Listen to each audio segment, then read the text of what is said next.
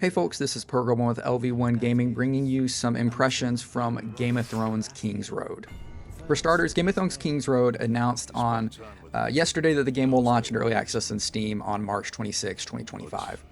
Touted as a story-driven action RPG set in the Game of Thrones universe, it aims to be the first massive AAA game set in the Game of Thrones world.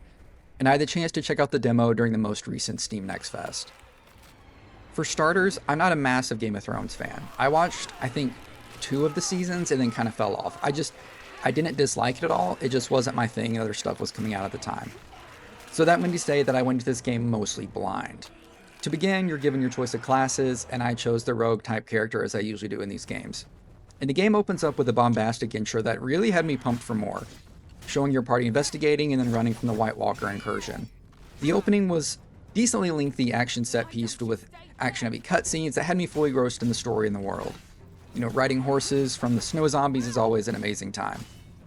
The opening lasted probably a good 40-ish minutes, and during this time, the stage is really set for Kingsroad to be an extremely solid action RPG with a big emphasis on production and the narrative.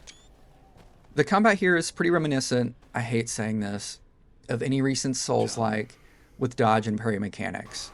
Fun fact, games had dodge and parry before Souls-like games existed, but that's besides the point. But here it feels a bit more arcadey with, of course, some ARPG elements thrown in. Think of like a third-person Diablo if you had to dodge and parry as well. So your character has a bar of abilities that they're able to trigger like in Diablo. But make no mistake, this is not a hack and slash title. You will die if you treat it like Dynasty Warriors.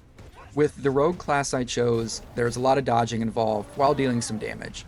For the full game, I will most likely be trying out one of the more warrior-focused classes, as it seemed like that'd be more useful in the game, but that remains to be seen.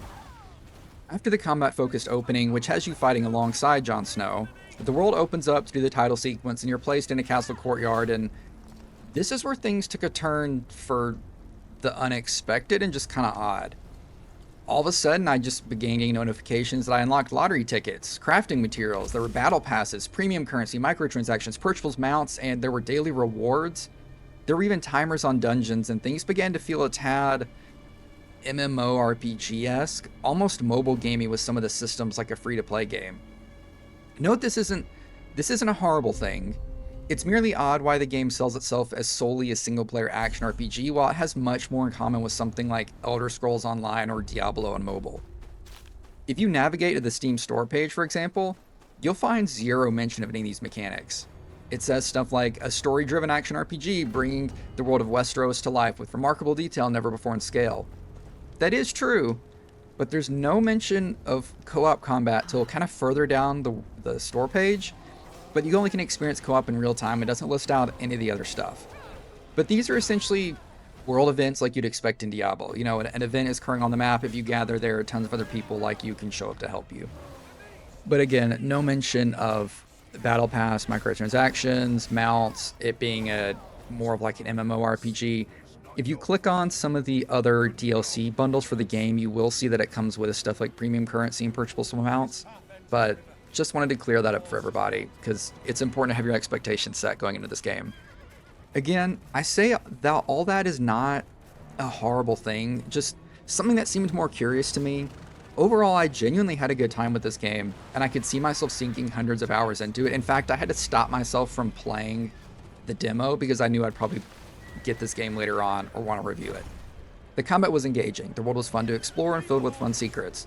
The narrative was shockingly enjoyable, and the game does a great job of immersing you in the world of Game of Thrones.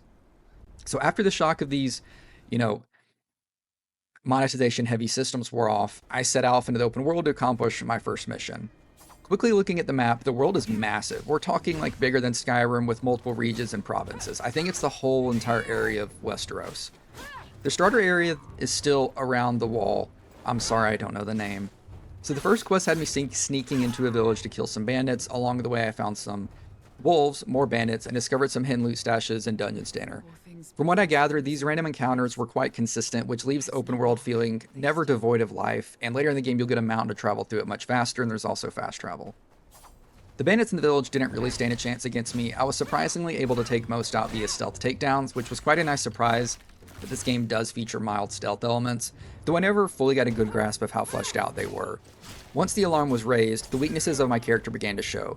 As typical for a rogue, they're not cut out for open combat with 3 or more people. That being said, this is where the combat truly shines, mainly because it requires effort or skill to be successful, at least for the class I played. After I defeated the bandits, I leveled up and took a gainer of the skill tree. The skill tree is essentially the one you're familiar with from Diablo. Skills seem to be pretty decently fleshed out, and I did get excited at some of the prospects further down the line of what I could unlock.